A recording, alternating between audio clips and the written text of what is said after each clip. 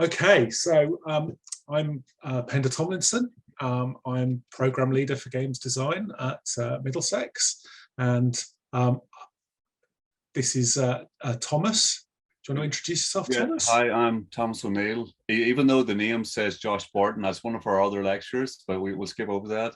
My name's Thomas O'Neill. I'm also one of the lecturers at Middlesex University on the games design course. Okay. So as part of this presentation, there is a question and answer system running. So if you want to post questions as we're talking, please feel free to do that. A lot of your questions hopefully will be answered by our lovely assistant. If there's answers about the content, hopefully they'll bubble up to us, and we'll pause at certain points throughout this lecture to get your questions and try and answer them in the process. Hopefully this will be interesting enough that it'll prompt you to ask some interesting questions. Okay. All right, so we're going to try and be sort of somewhat discursive today because there's two of us, and we've got slightly different takes on this topic, and we come from slightly different places. We've both worked in the games industry in different capacities, yes, and I will proceed. Okay, so we're going to be talking about ideas and how they become actual games today. So I'm going to focus mostly on a set of skills that I think are really important as the sort of guiding steps in this process in our discussion. So I'm going to be highlighting where ideas come from, how we generate ideas, how we might evaluate whether they're good or useful or interesting ideas, and what we do with those ideas, right? Because generating ideas is a really key process in itself. And then how we give and receive feedback and use that to sort of turn ideas into something that's beginning to be a design. I'm going to then talk about this concept that we use, which is called finding the fun. That is about developing a focus, an idea of what your game is about, why it is unique, why it is an interesting idea.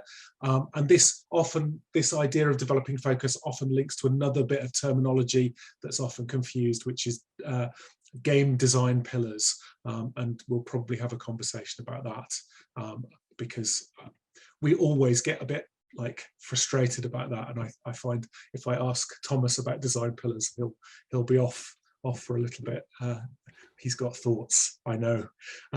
Okay, and then I'm going to sort of link that up in partly throughout, but also in the end part of the idea of what it is we're then doing with these ideas as designers, and why I think prototyping and making like cardboard paper fakes along with digital games, digital prototypes help us get to a clearer idea of what our design is.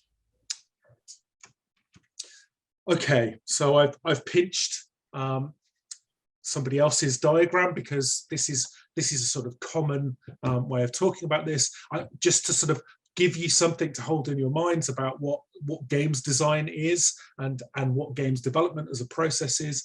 I want to highlight this is for games that are predominantly going from an idea through the process of development to release, and then you buy them and you play them, rather than the idea of a lot of games now are moving to a different model, which is called live ops, where this becomes cyclical. So no sooner have you finished developing the core game, you then start developing new content in this cycle of development, planning, pre-production, production, testing, pre-launch, launch, post-production, and then you go back to the start. The never-ending loop of live ops is a strange one, but it's very, very common with mobile games. And we had a couple of talks from folks from the games industry earlier this year to sort of talk about that to our third years, because that seems to be where the most jobs are at the moment in games design. And as you say, Thomas, never-ending. Revenue models.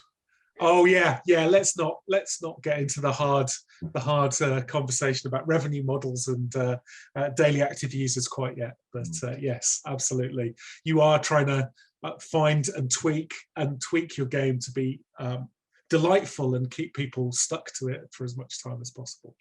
So most of what we're going to talk about in terms of games design is this early period of planning and pre-production, because that's where the ideas are really get to run free and get to sort of have the most impact. I'm not saying that in production you don't get to have ideas. Definitely, if you're a level designer, you might be pitching level ideas or coming up with ideas for sort of stuff that fits within the brief, within the space. But a lot of what we're talking about today is mostly focused on that planning and pre-production. So working out what it is, what the game is, and how much money you'll need and who's going to play it, and working out what it is in terms of whether it's got a story or a process or an amount of time that it's going to be played and how it's played and what it feels like and what technologies are going to be useful and all of those things, and finding the fun. We're back to finding the fun.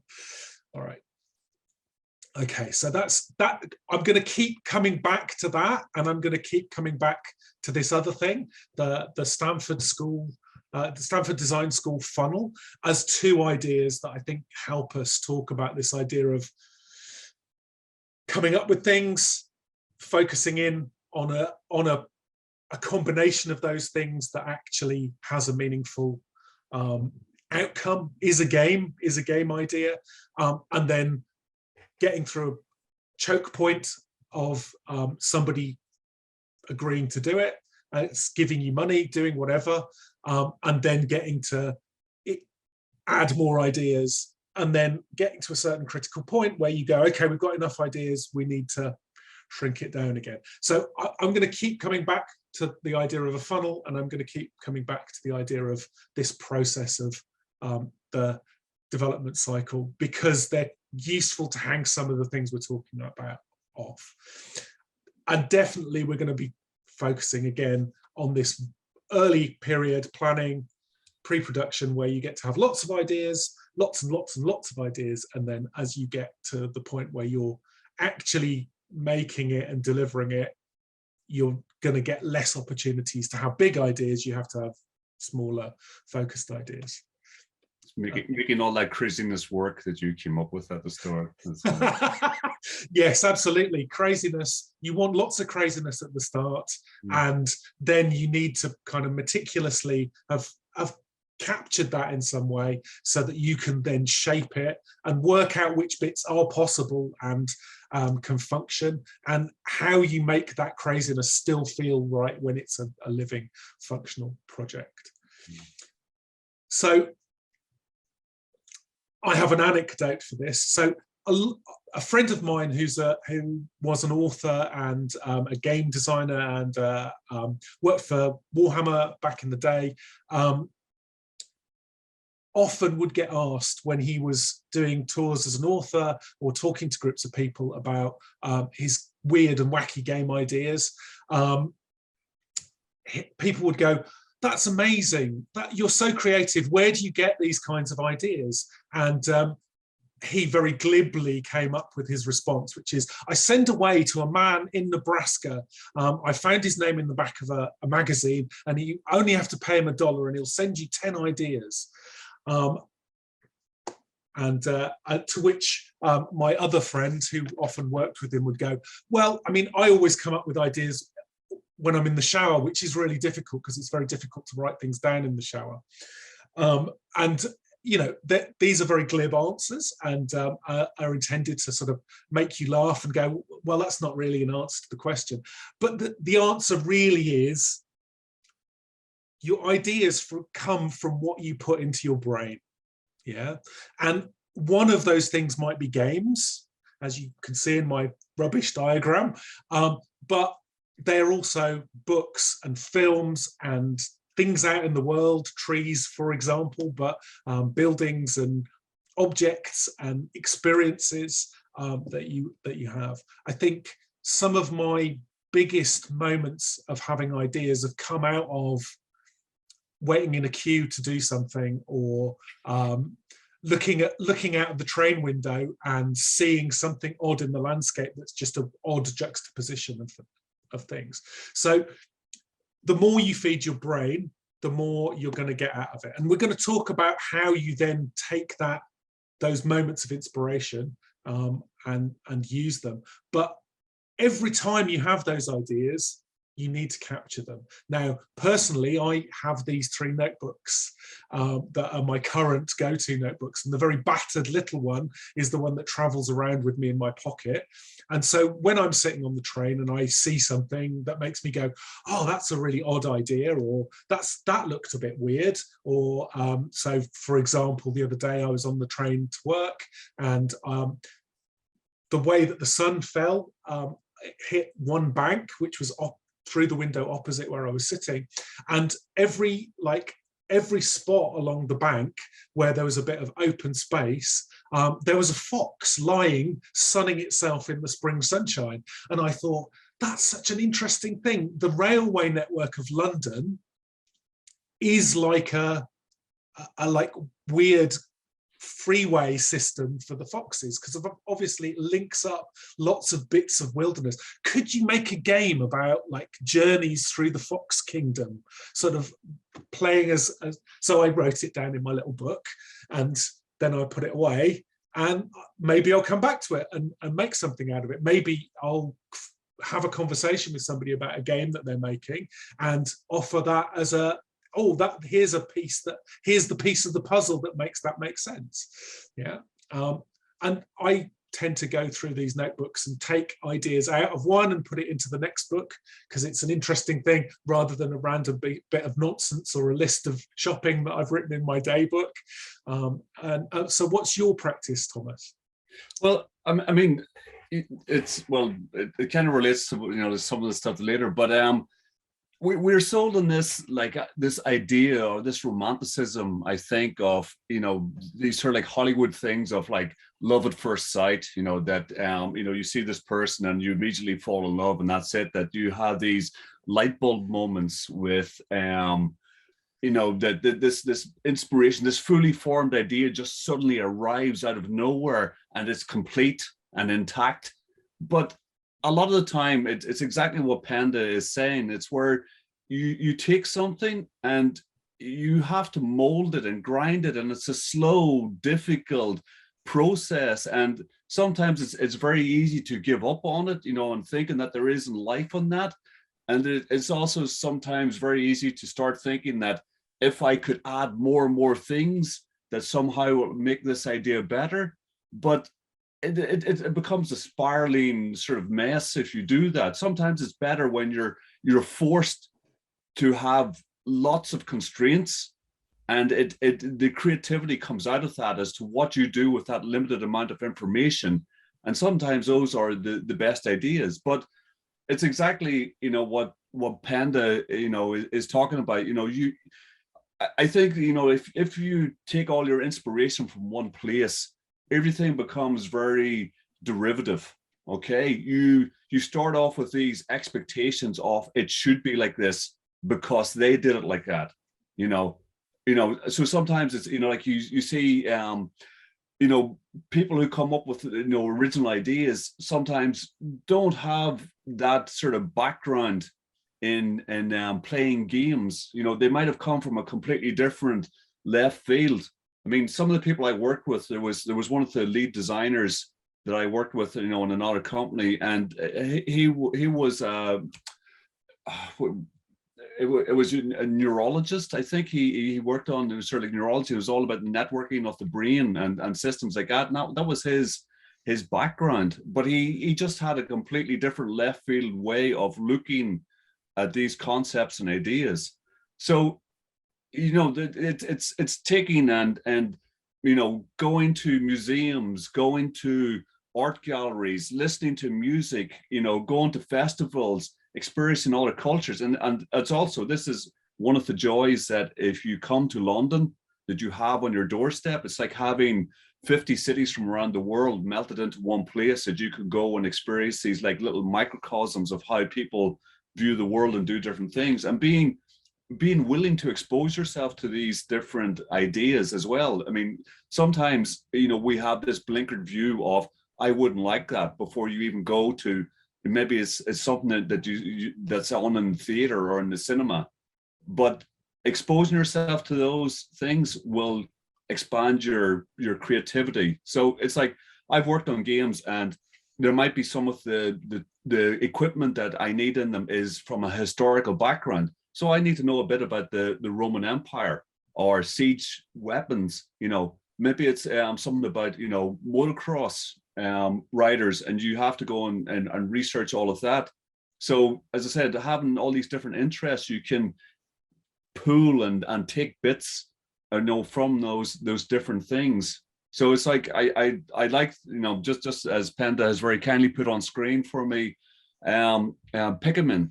And that's, if you don't know Pikmin's a Nintendo game, which was, the lead designer on it was Shigeru Miyamoto, who's, a very famous designer for Nintendo, Breath of the Wild, the Zelda series. I kind of dislike that he gets all the credit for those things, because he's just one person in a massive team and nobody can ever do everything, but he's still a very important guiding figure. But his whole inspiration for Pikmin, allegedly, according to legend anyway, was, he was trying to, he got into gardening, and he was watching one day on his garden, he was watching ants coming along on the garden path, all walking in a little line and working as a team. And it was this idea of, why in games do we always, well, not always, but a lot of time tend to be confrontational, that it's like everybody for themselves, whereas it's all based around, with ant colonies of working for the collective, for the greater good. And that was the inspiration for Pikmin. So all these things come from, inspiration, seeds, germs of ideas. They don't arrive fully formed, but you might get a spark that you can then take and evolve into something greater. So as I said, the light bulb moment, I kind of personally dislike that. You might have a spark, but this analogy that something arrives perfectly formed, it might arrive in a state where it's quite rough, and you sort of bludgeon it into submission, that, and it makes it into something that is good. But anyway, yeah, I mean, I think I sort of see the reverse of the light bulb moment almost, is there's a moment, especially in games design teams, where people are throwing ideas backwards and forwards, and a couple of those ideas will sort of collide and glom together. And that sort of stickiness, and suddenly seeing that this juxtaposition is interesting or made somebody laugh, makes everybody sort of lean forward and get engaged. And sort of, it's not a light bulb moment. It's those were two stupid ideas, but together they make something odd or interesting or stupid or something that made us laugh. Why did it make us laugh, and what does it do? And sort of equally, that the sort of when you mentioned the Miyamoto watching the ants, it immediately made me think of, so Miyamoto sees ants and starts to think of cute plant creatures working together, working with a crashed alien to solve problems and help them get off their planet. Whereas Will Wright, the designer of all the Sims games, goes, well, what would it be like to make an ant farm, an ant colony, and manage it? So, completely different creatives, very successful games designers, both of them in their own rights have given rise to massive franchises, have completely different responses to the same stimulus, to the same moment of seeing some ants, collecting stuff and going down a hole. And I think that the beauty of that is, when you take ideas, these initial sort of like brainstorming parts, it's difficult sometimes to work in a vacuum. When you sit with a group of people together and you just bounce ideas off, and you're not afraid to, being criticized, like just initially thrown out, in the initial planning stages, you have to get serious at some stage, but that creativity, those sparks fly and these ideas come, and you can take that and mold it into something. But yeah, definitely. I think it's a really powerful a powerful part of working in a team is having other people to bounce ideas off and talk to about an idea, and it's sort of inspiring. So I mean, you know, and things come out of weird internet stuff, right? I think I remember talking to some of the folks who came up with Fall Guys a few years ago. And although they've got a bit more cagey now about sort of talking about where the initial idea came from, certainly one of the things that came up was, oh yeah, so one of the designers showed us this video of this weird, terrible 1970s game show called It's a Knockout. And we were like, why are they wearing those? Why are they doing Takeshi's Castle on a you know, cricket pitch in Bolton in the rain, wearing weird wobbly outfits? And then they sort of, you know, what if we remix this? You know, it's funny because they're in the big costumes and they're falling over and they're, you know, and it's slightly shoddy and it's slightly bouncy. And I think certainly that's one of the places that Fall Guys came from, I believe. The legal team will not comment on that. No, definitely not. Certainly not now they're owned by Epic. Epic have like shut down some of the talks and things they used to give. Anyway, so I mean, back to an earlier point, this kind of creativity, this kind of way of generating ideas and coming up with ideas is a practice, is a thing that you can practice and that you can get into the habit of. I steal liberally, not just from other games designers and other courses and other ways of thinking. We certainly bring in some product design and some other kinds of interactive design and technology and all kinds of stuff into our teaching. But I like to pillage further afield, and one of those places is creative writing. And as part of a lot of creative writing, they use prompts. They use like a phrase or a sentence or something, and you get this phrase, and you go, now write a story about it. What does it make you feel? What does it make you think? You don't have to overthink it, but what does it make you think? What's your response to this prompt? So I've started using that with some of the students when we do idea generation sessions. But equally, I'm a role-playing game nerd. I love pen and paper role-playing games, and one of the key things in pen and paper role-playing games is big tables that you can roll some dice and get an answer out of, like a random treasure or a random encounter table. Or there was in the space game Traveller, there is a 101 patrons for your player characters to work for, and you'd roll on the table and you'd get a patron, and then that gives you a clue of who they're working for and therefore what the job might be. So, you know, you roll on it and you get a down on their luck merchant trying to get back their goods that have been seized by the customs officials. And you go, oh, okay, so why have the customs officials, you know, that prompt isn't a complete idea, but it gets you started. So I'm a big fan of those kinds of things, having some way of giving you an artificial starting point to generate an idea. Equally, I think Thomas mentioned earlier this idea of constraints and going, okay, so we're only going to make a game using cards. We're only going to make a game which is a 2D platformer and then use this prompt to answer it.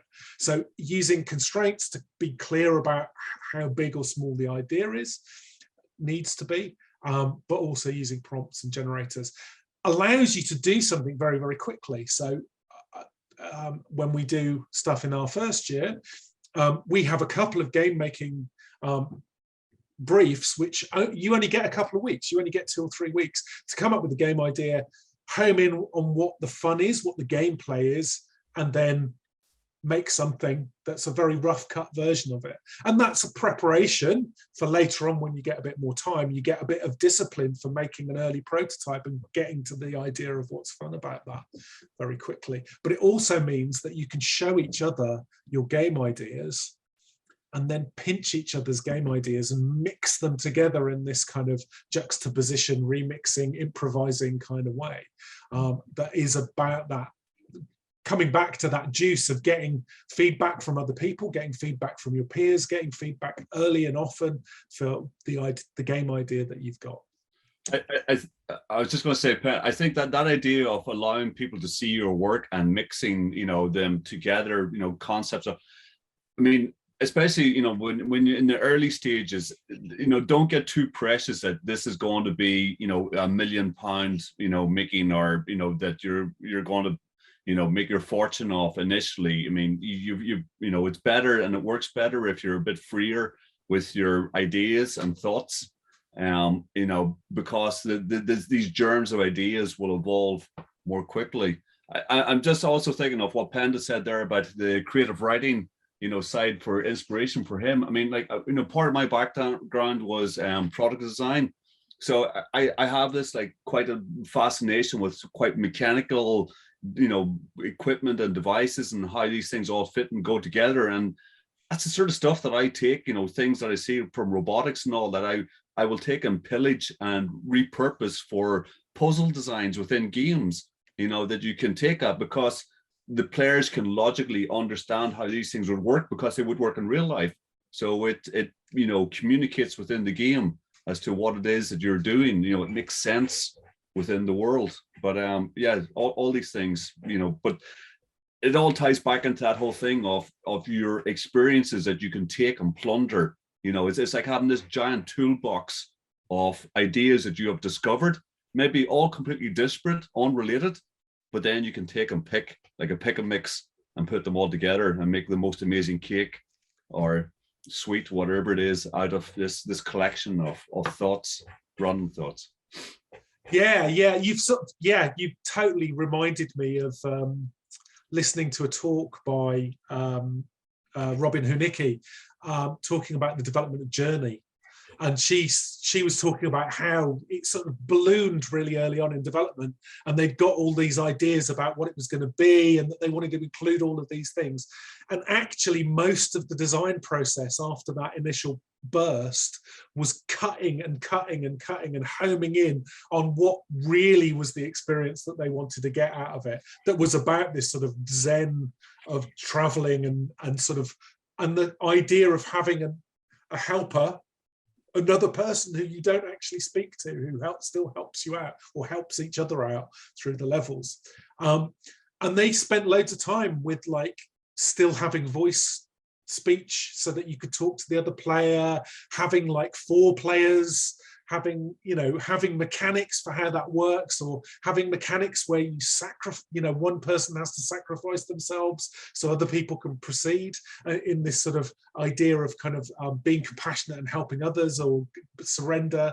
And that process was them like pitching things to each other, pitching things to like getting other designers to come in and visit them and pitch stuff to them. So they were going through this process of sort of coming up with an idea, getting somebody to look at it. And even quite late on in the process, with quite a polished digital game, they were getting people to play test it and going, no, this still isn't quite right.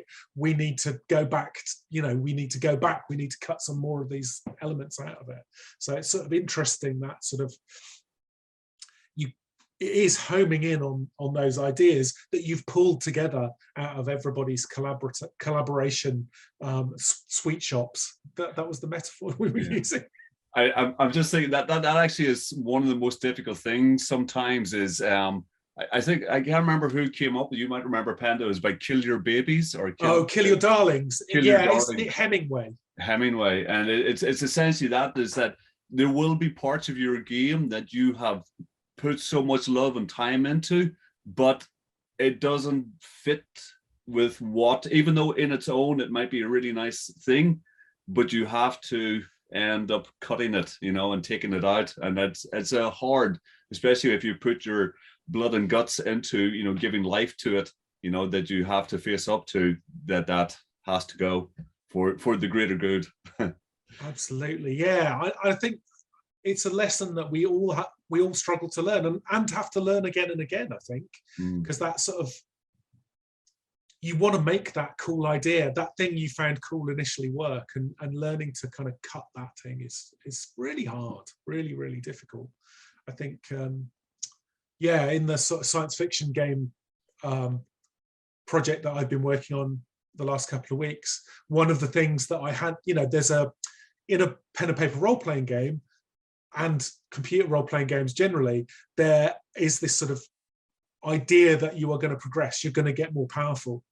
And I built in a system in the game where you're playing little robots to do that. And I got so focused on that, and it was a cool mechanic, and it was a cool idea that you were like getting smarter as the robot, but it totally undermines the idea that you are just rubbish little robots in a landscape of kind of disaster, who are robots, who can't, you know, re-engineer themselves, aren't going to get smarter. So yeah, it's taken me probably 6 months from the original idea to play test it, a few versions of it, and go, actually having an experience system doesn't make any sense in this.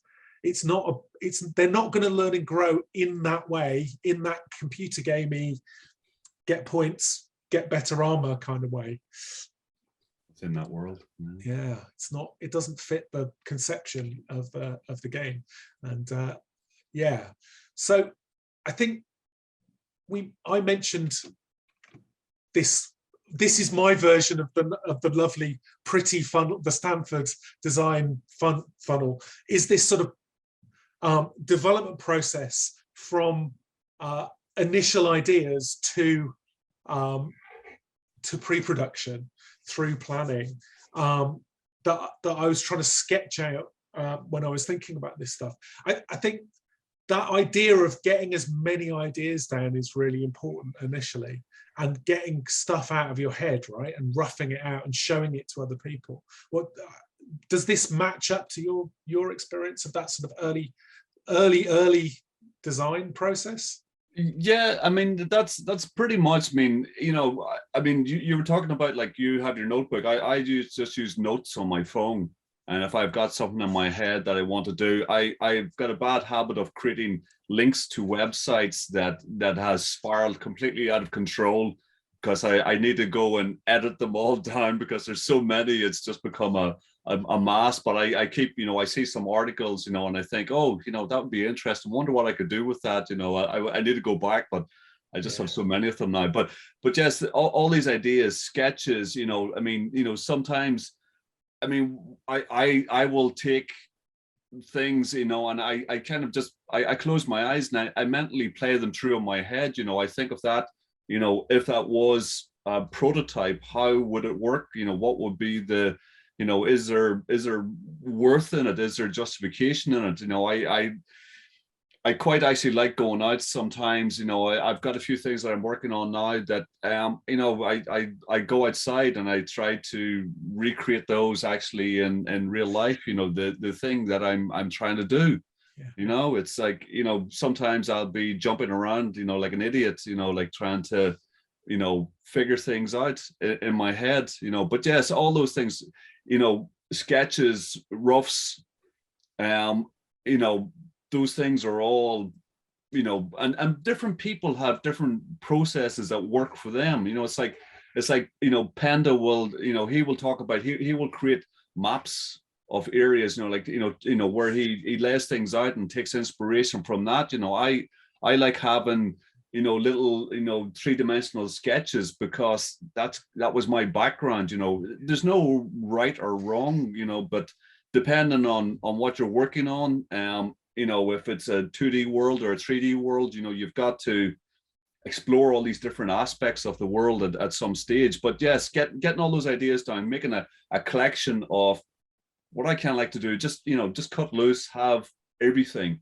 You know, there's no wrong ideas, but then it's exactly like this. You have to start funneling it down, sieving it, you know, definitely, until you get, you know, a diamond in there that you can work with. And is there worth to it? You know, will the player enjoy it? You know, if you're thinking to yourself, somebody's just going to be bored with this, well then, you know, do you really want to explore that? Do you want to make people just feel miserable and unhappy? I mean, just because it's boring as opposed to it's a dark world. But yes, Yeah. it's combining, making all those things, imagining, playing through, actually actively doing it. You can do all of these things before you even touch any piece of paper. You can start doing this, but yes, get them done, because you will end up in a situation where you start to forget, and there's things that you might discard that you can go back to as well. But definitely, I think that idea of an imaginary walkthrough of your sort of imagined game can be really powerful. I quite like actually writing them down for myself, sort of, what's the quest, what am I doing, where am I going in the world, how does that work, what do I see on the journey, kind of thing. I'm fascinated by that idea of acting it out. Actually, that's a really interesting, well, physicalization of it. Physicalization, but as I said, like I will actually, I will, sometimes I'll just arrange things as like books in a room, things, Lego, anything, doesn't matter what it is, cornflakes boxes. You can start getting these things out, but then you can sort of, close your eyes and imagine you are jumping around in this space and try to foresee problems. I mean, it doesn't matter how long you've been doing it, you will, when you come to make it, you will encounter problems that you just never thought of. I always like to, relate back to that scene in Jurassic Park, where Jeff Goldblum is talking about, the chaos theory, like you can't control these creatures, nature will find a way, it's like there will always be unforeseen things happen when you are combining physics and real world environments, and essentially sometimes you're recreating the real world within games, and there will just be things happen that you just don't foresee, and until you build it you will never understand that. But as much as possible you can try to shape it and foresee these things, to make it less chaotic. Yeah, absolutely. I think that's a really interesting point, because I think you reminded me of I've never been able to find it again. It was like a blog post or a tweet or something by very old games designer, Chris Crawford, in response to one of the Deus Ex designers saying, "Oh, emergent game systems are amazing. Stuff just happens." And Chris Crawford went, "No, that sounds like a bug. If you didn't intend for it to happen as a designer, you're not designing. You're allowing stuff just happen." But I think there can be gold in that, but you then choose whether you want to keep that behavior or not. But that's sort of an interesting juxtaposition of two very successful designers having those kinds of conversations. Yes, it's as I said, initial stages, you can throw everything together, but then you start to filter and bring it down. But talking, bouncing ideas around, I find is a fantastic thing. Having a pool, as I said, a toolbox of things that you can pick from, and you will get that by the more you read. And so I think somebody, is the thing about, what do you need to know to be a games designer? And it's basically, I think the response generally is everything. It's like the more, more of these things, because you will find yourself then you can, take these concepts, ideas, you're looking, read something about Einstein or Hawking's with, black holes, and then you're incorporating that into a game about time travel, and because it's got some sort of relation to, real physics, it makes more sense. There's more meat and weight to it, as opposed to just being, something completely abstract. Well, I think these things work better when there's some thought behind them. Like a lot of science fiction writing, about like warp drives and things. Okay, they're out there, and there's but there's threads that relate to real physics, and that's what helps sell them and make these worlds richer and better. And this is the sort of things that we can pull together. Yeah, a friend of mine who's a science fiction writer and games designer said to me once, when when he was reading a proposal I did for a science fiction game. He said, "Friends don't let friends have real time faster than light, real space faster than light travel. Use magic doors or wormholes or anything else. But if you give them warp drive, you're giving them star-killing weapons, because you can just fly that spaceship at warp drive into a sun, and it will destroy the entire solar system." And everyone in the room went very, very quiet and went, "Oh yeah, we need to scrap that out of the game design then." Yeah, we hadn't considered that. Yeah. Which, you know, I've noticed a lot of space video games, you have jump drives or wormhole drives now. So I think some of the folks who were in that conversation have gone on to design other things. Yeah. Anyway, all right. Where are we going? Okay. So, I mean, one of the sort of processual tools that we try and get people to think about is this idea of design pillars. And design pillars are a way of expressing the core experiential goals that you want your game to have. And I think this is a hard task. And actually, I think it's often very, very difficult to express these as early in the game development. And it takes time to find the pillars. And certainly if you go and look up games design pillars amongst, for example, the Games Developer Conference talks, there's at least one, maybe two talks about people talking about games design pillars and how actually they found their games design pillars a year into development after like making something that wasn't fun, and then having to kind of again kill their darlings to get to the bit that was good, keep the bit that was good and get rid of the rest that was slowing them down.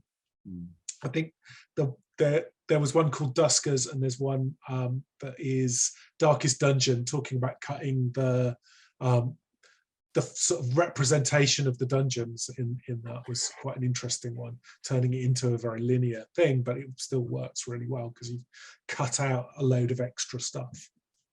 I think that's the thing, is that when you're in a universe where theoretically anything is possible, you know, in a game, it's very easy to lose your focus, and the pillars will keep reeling you into what it is that you're trying to do so that everything makes sense.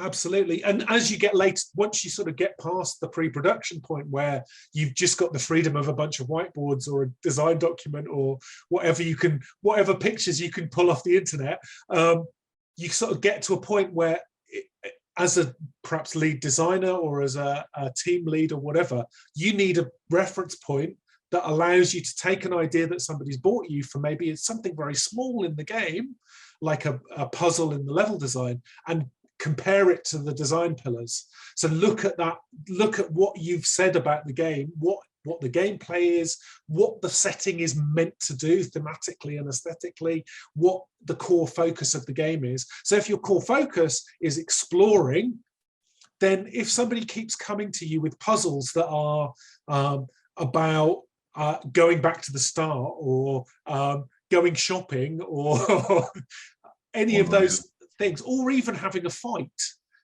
actually that goes against your core principle of your core pillar of this game is about opening new spaces, exploring. So it's sort of, yeah, you go, oh, we're trying to make the game's combat system too complicated, takes away from this core pillar of exploration. So yes, absolutely. I think having the pillars really helps. I think it's interesting that Paradox have come up with a meta level of that, of going, these are the kinds of game pitches we want.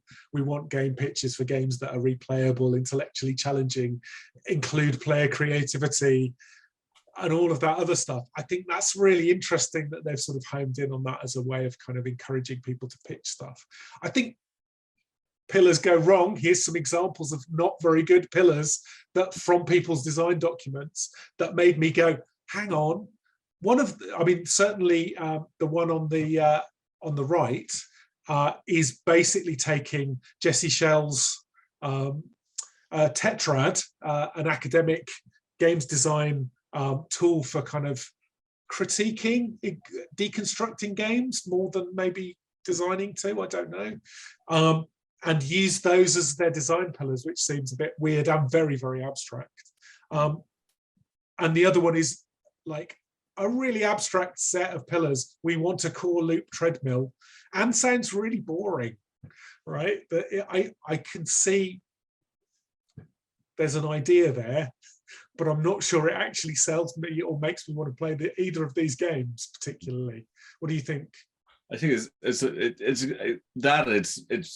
quite abstract. You know, it's difficult to tell where this going. You know, I mean, if you leave yourself open with too much room for maneuver, then you know you're never really actually, you know, holding yourself to account with the pillar. You know, I mean, if there's too much, I don't mean it has to be really, really seriously defined, you know, but if there's too much wiggle room in there, then you can make anything fit with, it fits with the pillar, you know, it makes it very open. Yeah. But yes, you know, those pillars, it's always like really good to relate back to, you know, I mean, if you know, it's obvious things that if your world is about, you know, somebody who is a good-natured person, you know, that wants to help people, but then your gameplay is all about, you know, shooting and killing, you know, it's kind of like, you know, the things aren't working together, you know. Yes.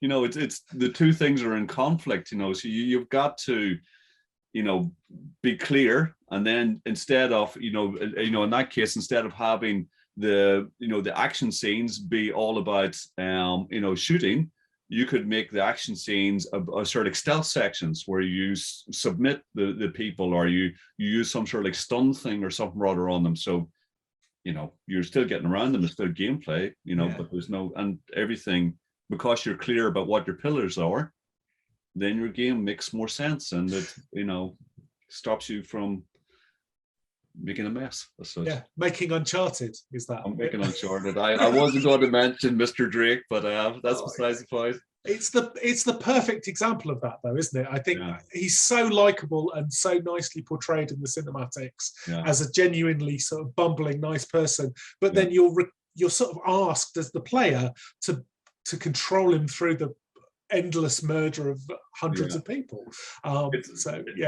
It's like Indiana. I know Indiana kills people, but it's in a different and a much more controlled sort of thing, and most of the time it's a bit more slapstick, you know, that you never see, like, you know, gone down to the same extent. You know, it's kind of like a last resort for Indiana. You know, there's other options, but yeah, they obviously, that's what they were trying to do, but they missed the mark. And there you go, there's Naughty Dog, like an amazing company that does some, you know, incredible games, but even they make these mistakes, you know. So definitely. And I think that's a particular one, isn't it? I think that the sort of immediately assuming that the core gameplay is going to be combat oriented seems really odd with Uncharted to me. It feels like you should be sort of exploring, and like there is loads of interesting climbing and exploring and physical puzzling, but at some point somebody went, oh, but this would be much more fun if we added some shooting and gunplay. And for me, it feels like, no, that's like against the character. But I think, to me, that comes back to what we were talking about at the start, that there was obviously somebody that was their sole frame of reference, was that in games, you have to have guns and shooting and killing. And, you know, they couldn't see a way around that. And I could imagine there's some producer sitting somewhere who probably overwrote the designers, going, I want guns in here. And they're going, but it doesn't work. And they're going, I'm putting guns in here, you know. That's... Yeah, definitely. That's a question from Amy Connig one day. If I ever get to interview her, I'll ask her why there was so much shooting in the Uncharted games. She's a really good speaker. So probably somebody did a test with some, you know, a small user group, and somebody mentioned guns, and they're going, everybody wants guns, you know, or something like that. Yeah, I guess that's the trouble with focus group testing, is you have to sort of measure it against your vision and against your pillars. Back to pillars. Anyway, all right. So, I mean, so we've got an idea. we've got an idea for what our game is. We've got some, like, we've generated from that some sort of slightly more abstract, like, key phrases that give us pillars, that give us guidance. And now we need to persuade people to work on our game. So the next step of having an idea and getting it to design, full design phase, is to make something. Now, if you look, one of my favorite things to do is get my phone out, and as Thomas pointed out, he will stack up books and get the Lego out. I will get some little, like, cardboard standees and my mobile phone as a point of view, and try and do a sort of step-by-step walkthrough of a little bit of gameplay. Equally, testing that idea out, I might open up a game engine that already exists, that I've got grey box assets for, or maybe even a level editor for an existing game, and try and make something in that. So one of the things I used to do to test out ideas for pitching, like, levels and scenarios, is make little bits of it in the game engine that we were working with, which was, at the time, was Neverwinter Nights, because I used to make fan content for Neverwinter Nights back in the day. So I would make little bits of it that were like test bits of dialogue or test puzzles, and, like, share them with friends of mine, and then we'd all play them and, like, give each other feedback on each other's, like, initial ideas, or initial, like, here's 3 rooms that represent the 3 key scenes that are actually going to be in this big long epic adventure, or whatever, and sort of give each other feedback on the story, or on a particular puzzle, or those kinds of things. So making something with an existing engine, or making something in cardboard, or making an animation. So I using the phone and cardboard method, I will make like a storyboard or an animation showing a walkthrough of some gameplay, and then using the photographs, I'll clip them together and add some color and some additional stuff to make an animatic that gives you a little bit of level walkthrough, to try and get you to that point where you can go, oh yeah, I sort of see what's happening here. And this is based on, this particular one was me trying to demonstrate to our first years how to make a not very good toy for a level design challenge that they do. So it's, you start in the level, and you can see something glowing blue near you. You go over to the blue thing and you discover that you can interact with it, and you can pull it around with you, just to show that you can move. I've added some swooshy speed things, and then you go down the ramp. And I didn't get this picture quite right. So from the ramp, you should be able to see that there's a sort of glowing computer panel in an inaccessible bit of the level up to one side of the ramp. So we're playing with what you see as you move through the level, but also below you, you can see something glowing yellow as you go past it. So you've got the blue thing that you grabbed, and you can take it to the yellow thing, and it powers up a little bit, but not very much. And from there, you should be able to see another yellow thing, and you drag it over to the other yellow thing, and then it's fully powered up, and then it gives you your toy that you can then put up. Basically, it's a ladder. It's a gravity ladder that allows you to get onto the platform you can't access to get to the end point, to the glowing panel that you saw that is the end of this chunk of gameplay. So it's sort of playing with that idea of both the perspective, what you see as you walk through the scene. It's playing with laying things out, so the player gets messages, even if they're subliminal, as you move through stuff. And I can do that with a bunch of cardboard balanced on top of a book very, very quickly, and show it to Thomas and go, hey, look, this is the beginning of my level. What do you think?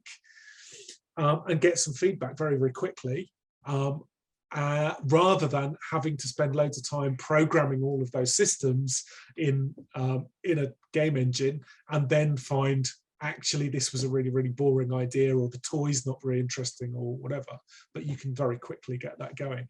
So yes, I was just going to say the key there as well is that if you do something that is relatively quick to try to prove a concept, and somebody comes around and tells you, it fundamentally doesn't work, or there's something that you should change that you've not done, you are less resistant to change because you've invested 5 minutes in it. Yeah. If instead Panda had it taken and spent, a week making that in Unity to do the same thing, to then be told after a week of slaving away that fundamentally it doesn't work, you become resistant to changing it. You don't want to because you're going, I've spent all this time on it. So this is perfect, of quick, to get an initial feedback and discuss to see if it's worth pursuing, and then you keep iterating and tweaking and developing your idea. Absolutely, yes. And just to double down on that, at the moment the first years are right at the end of doing this and are getting to the point that they've toiled for many hours in Game Engine making their gameplay, and are now playing each other's games and going, oh, this is a bit boring, or I don't understand where I'm supposed to go from here, or all of these other things. And then the students are like, oh, but I don't want to change that because I've made it, that means I've got to really change how I've scripted it, how I've programmed it. Yeah. And yeah, I try not to say, well, I did tell you to make it in cardboard first, but occasionally I do have to go say that. But I mean, this is even why you get major AAA studios whose projects run over time and they end up working ridiculous overtime because, things have been missed, and it's difficult, but you have to do the process. Definitely. So I think, let me go back to the very beginning. So I think we've covered our goals, which were generating ideas and evaluating those ideas, using feedback to help evaluate ideas, but also to shape teams and bring stuff together, finding the fun, so finding what our design pillars are, partly through prototyping, and how games design and prototyping are really heavily linked together, and making those scrappy prototypes is a core skill of games design. Okay, folks, we have talked at you for an hour. I hope some of that was interesting. I'm happy to answer questions if there are any.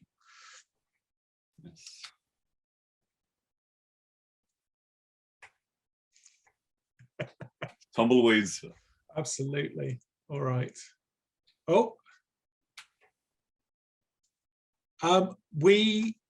Yes, that's a tricky one. So we have some office space. We have some computer labs that have got specialized computers. So different games companies work differently. I know a bunch of them are moving back to kind of working some of the time in person. Certainly the folks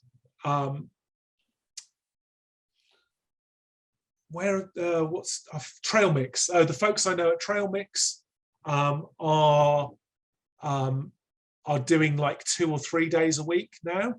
I come in 2 or 3 days a week and provide lab support and technical support for the students.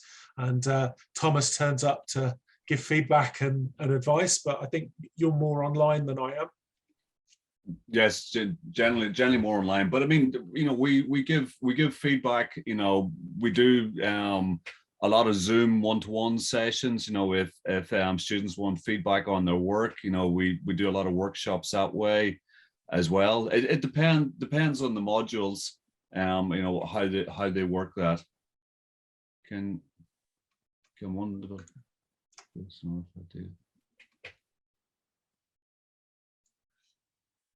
Okay, so can one develop a games base on a rough idea?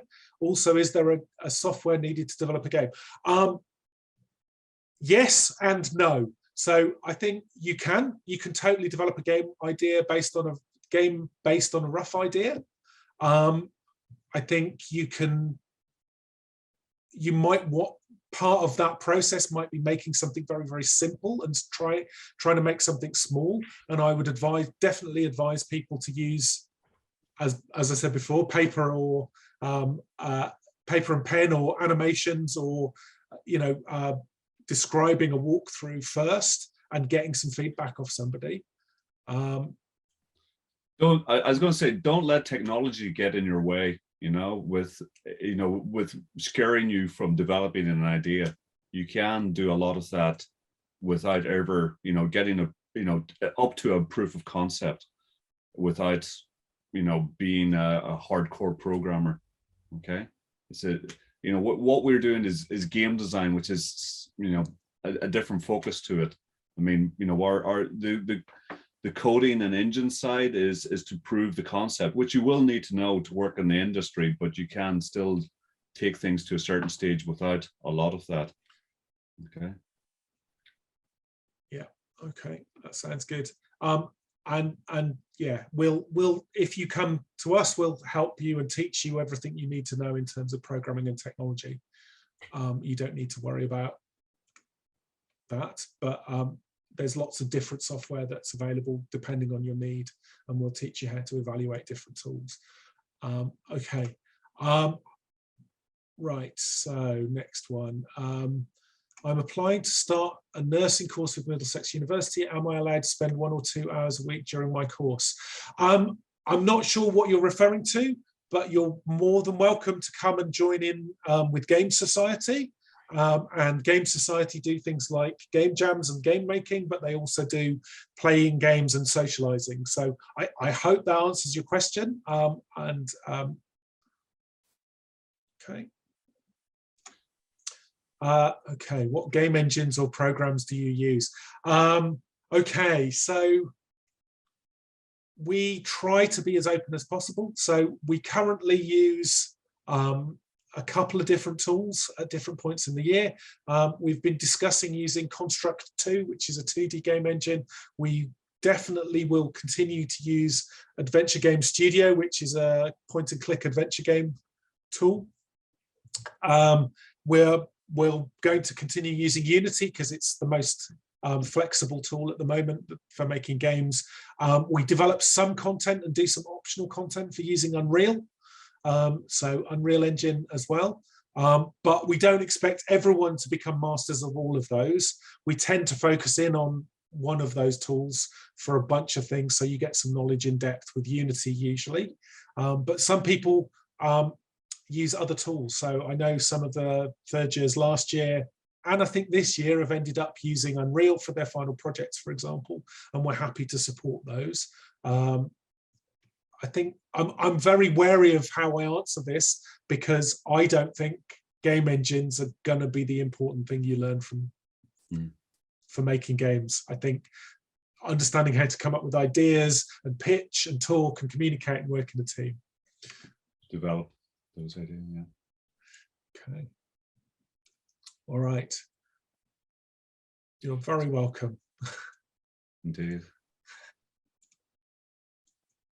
All right. Thank you, folks. Thank you, everyone.